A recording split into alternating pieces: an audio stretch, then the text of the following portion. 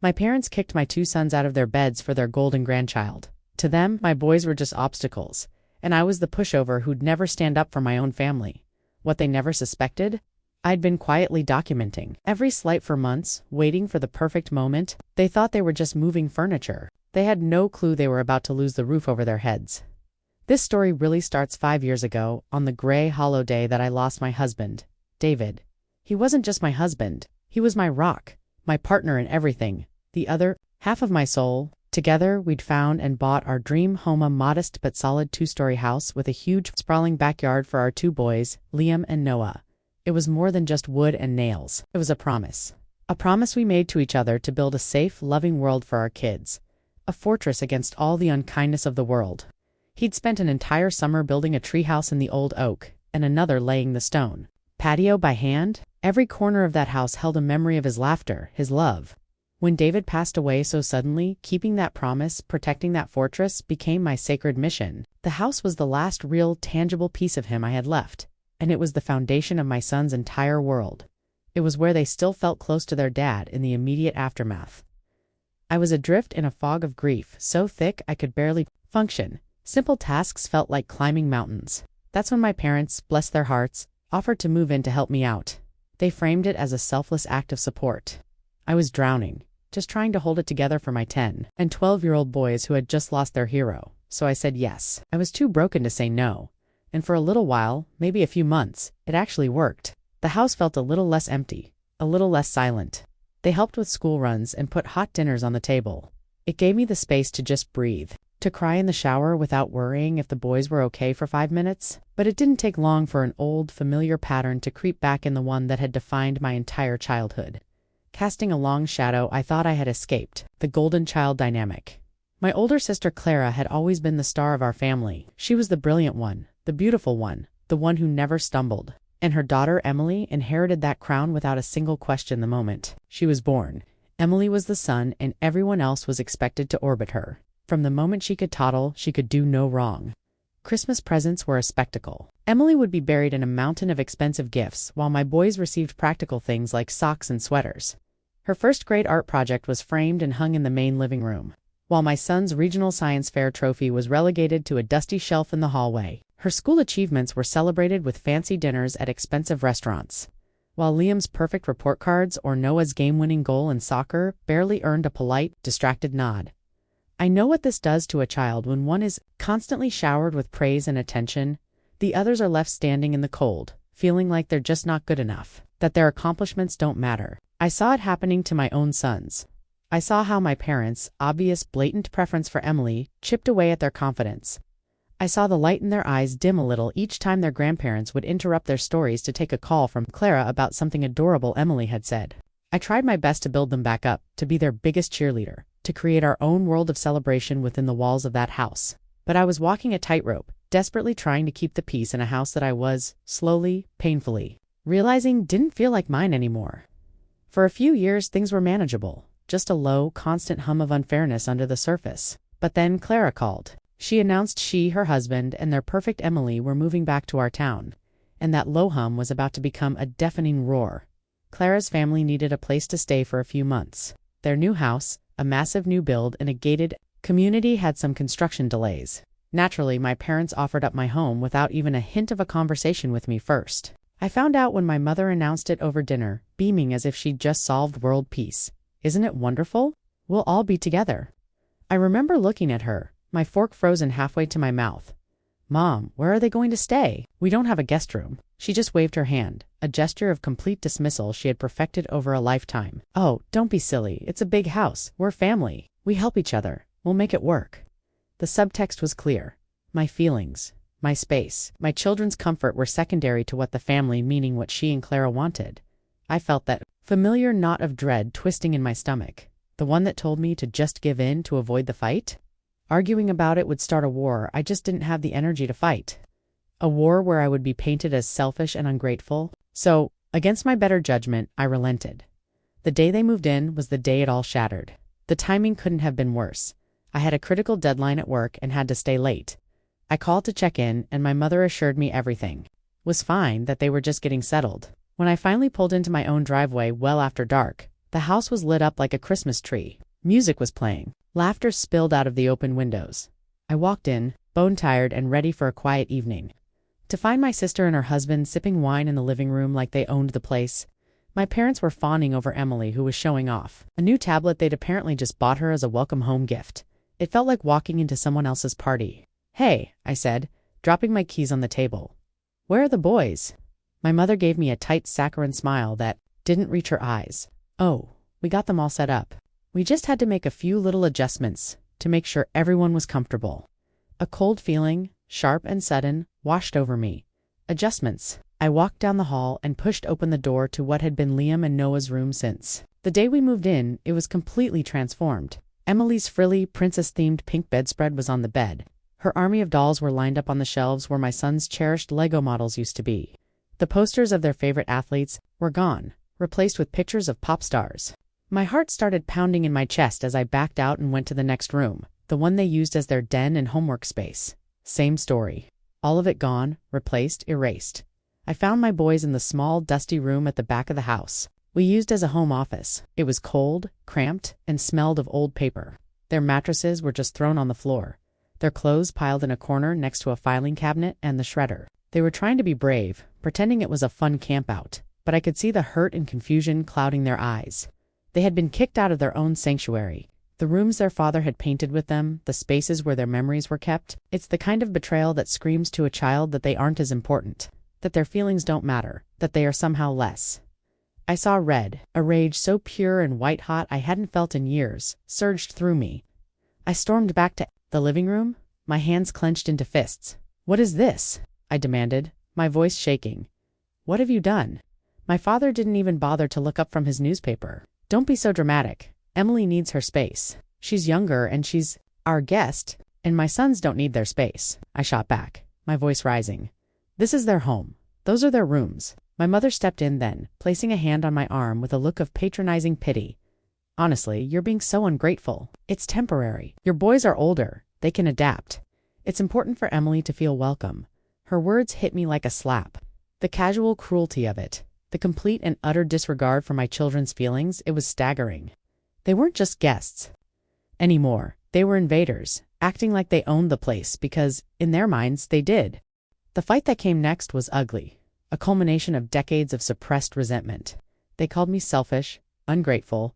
They said I was clearly jealous of Clara's happy, complete family. My sister chimed in, accusing me of trying to make her daughter feel unwelcome. My father insisted I was making a huge deal out of nothing and disrespecting them after they had sacrificed so much to move in and help me. It's a classic tactic of emotional abusers, isn't it? They do something awful, and then they expertly flip it around and blame you for having the audacity to be upset. I looked at the faces of my parents and my sister, these people who were supposed to love me and my children, and I saw zero remorse. To them, this was a perfectly logical, perfectly reasonable solution. Their golden grandchild got the best, and my children got the scraps, as it always was, and as they believed it always should be. Exhausted and defeated, I retreated. Later that night, long after the shouting had stopped, I went to check on my boys. The door to the cramped office was cracked open, and I heard Noah, my youngest, whisper, "Do you think Dad would be sad that we lost our rooms?" Liam, always the protective big brother, his voice thick with a maturity he shouldn't have needed, just mumbled back, "It's okay, we'll be okay. They're his rooms too, we'll get them back." Hearing my children comforting each other in a cold, dusty office because their own grandparents had cast them aside without a second thought, that was it. That was the moment something inside me snapped. The hot anger was gone, replaced by a pure, cold resolve that settled deep in my bones. This was no longer about hurt feelings or family drama. This was about protecting my boys. It was about honoring the promise I made to David, the promise to keep this house a sanctuary for them. The peace I had been keeping was a sham. It was capitulation, and it was over. I pushed the door open, a real smile spreading across my face for the first time. "All night?" They looked up, surprised to see me looking so calm. I knelt down between their mattresses on the floor and said the 3 words that would change everything: "Pack your bags." They looked confused, but I just told them we were going on a little adventure, just the 3 of us. We checked into a hotel with a pool. We ordered pizza and watched movies, and for one night we escaped. The next morning, I didn't call my parents to scream at them. I didn't send a single angry text. I called a lawyer. You see, my parents, in their 5 years of rent-free living and growing entitlement, seem to have forgotten a very crucial detail. When my husband David died, the house, the deed, every last piece of paper was left solely and indisputably to me. Their names weren't on the mortgage. They weren't on the title. They were, in the eyes of the law, simply long-term guests. They were tenants living there based on an informal verbal agreement born out of my grief and their supposed generosity. My lawyer, a sharp no-nonsense woman named Ms. Davies, confirmed it all within an hour. Legally, I held all the cards. I had the absolute right to dictate the terms of who lived on my property. My parents had no legal claim, only the emotional blackmail they'd been leveraging against me for my entire life. And right then, sitting in that sterile lawyer's office, the plan started to form. Not out of spite or revenge, but out of a desperate, primal need for justice. Their sense of ownership, their entitlement, had gone unchecked for far too long. It was time to remind them of the truth of the situation. For the next 2 days, I let my family stew. My phone buzzed with texts ranging from furious to concerned. I ignored them all. Instead, I worked with Ms. Davies preparing the paperwork. With each document she drafted, I felt a layer of anxiety and helplessness peel away, replaced by a steely determination. I was no longer the grieving widow or the dutiful daughter. I was a mother protecting her cubs. I called a family meeting. At the house, I walked in with Ms. Davies right beside me, my back straight and my head held high. The sight of my lawyer immediately changed the atmosphere. My parents, Clara, and her husband were all sitting in the living room. Their expressions, a mixture of smugness and irritation. They were probably expecting a tearful apology from me. They were about to be sorely disappointed. I didn't waste any time with pleasantries. "Thanks for meeting me," I started, my voice clear and steady, echoing slightly in the tense silence. "There seems to be some confusion about the living situation here, and I'm here to clear it up." I stepped forward and slid 2 official-looking documents across the coffee table. "This," I said, pointing to the first, "is a formal lease agreement for Mom and Dad. It outlines their duties as tenants, which includes a modest monthly rent to cover their share of the utilities, insurance and property taxes that I have been covering entirely for 5 years.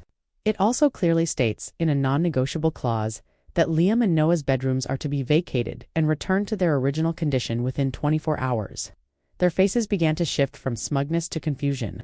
I then pointed to the second document, and this I continued, my voice unwavering, is a short-term 60-day rental agreement for Clara, her husband, and Emily, at the full market rate for a 3-bedroom rental in this area. If you wish to continue staying here, it needs to be signed, and the first month's rent, plus a security deposit, must be paid by tomorrow morning." The silence in the room was deafening. You could have heard a pin drop. My father's face went from pale to a dangerous shade of purple. Clara just sputtered, opening and closing her mouth like a fish, completely speechless. It was my mother who finally found her voice, her tone a mixture of disbelief and outrage.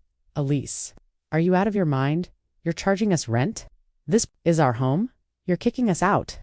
I looked her dead in the eye, channeling years of suppressed frustration into a single calm statement. "No," I said. "This is my home, the home my husband and I bought with our money, the home that legally, morally, and financially belongs to me and my children. You have been living here as my guests, a privilege you took for granted. Your recent actions prove that arrangement is no longer sustainable. You didn't just move some furniture. You deliberately hurt my children and you betrayed my trust. You made them feel like second-class citizens in their own home, the one place on earth they are supposed to feel safe and valued." I held up a copy of the deed to the house, the one with my name and David's on it. "This dynamic, the one where you are in charge and my children's needs are irrelevant, ends today. You will follow my rules as outlined in these legal documents, or you will find somewhere else to live." The explosion was immediate and exactly what I expected. It was a hurricane of shouting, accusations, and theatrical tears, the same old toolbox of manipulation they'd always used to get their way. Clara recovered her voice and called me a bitter, ungrateful snake. My father accused me of disrespecting my elders and desecrating the memory of my husband by bringing a lawyer into family business. But for the first time in my life, their words were just noise. They bounced right off the armor of certainty I now wore. I had spent years making myself smaller to keep a peace that wasn't real. It was just the quiet of them getting everything they wanted. Clara and her family stormed out within the hour, packing their things in a flurry of slammed doors and muttered insults. The sheer audacity of being asked to pay rent was an offense they could not stomach. They would rather cram their family into a tiny, overpriced hotel than accept for a moment that they weren't the center of the universe, entitled to my space and my life. Just like that, the family was broken not by the leases I presented, but by me finally shining a harsh, unforgiving light on the toxic dynamic that had been festering in the dark for decades. My parents were in a state of catatonic shock. They had a choice: accept their real status in the house as my tenants or leave. For 2 weeks they tried every tactic to break me down. There were guilt trips, the punishing silent treatment, and a volley of phone calls from relatives they had recruited to their side, telling me how cruel I was being to the parents, who had given me everything, but I didn't budge. I didn't argue or explain. My only answer was to gesture silently to the lease agreement sitting on the kitchen counter, waiting for their signatures. It became a symbol of the new reality, one they simply could not accept. Have you ever had to stand up to your own family to protect your kids, your home, or your own sanity? It's one of the hardest things a person can ever do, to draw a line in the sand with the people you're supposed to love unconditionally. Tell us about your experience in the comments below, and don't forget to like and subscribe for more stories about finding your strength when it matters most. In the end, my parents couldn't do it. Their pride and their deeply ingrained sense of entitlement were more important to them than a roof over their heads. They couldn't stand to live in a reality where they weren't in charge, where I wasn't the pliable, grieving daughter they could control. They packed their bags and moved in with my sister and her family, squeezing into their temporary housing. The day they left, a profound quiet settled over the house. It wasn't the empty, grief-stricken quiet I had feared for so long. It was a peaceful quiet. It was the sound of freedom. My boys moved back into their rooms that very afternoon, and together, the three of us started to reclaim our space. We stripped the beds, we put their posters back on the walls, and we carefully, lovingly put their Lego creations back on the shelves. Standing up for myself and for my children changed everything. It wasn't about revenge. It was about reclamation. It was about taking back our home and our future from people who thought it was theirs for the taking. It was about starting a new, healthier chapter of our lives, free from a generational cycle of favoritism and disrespect. We were finally, truly home.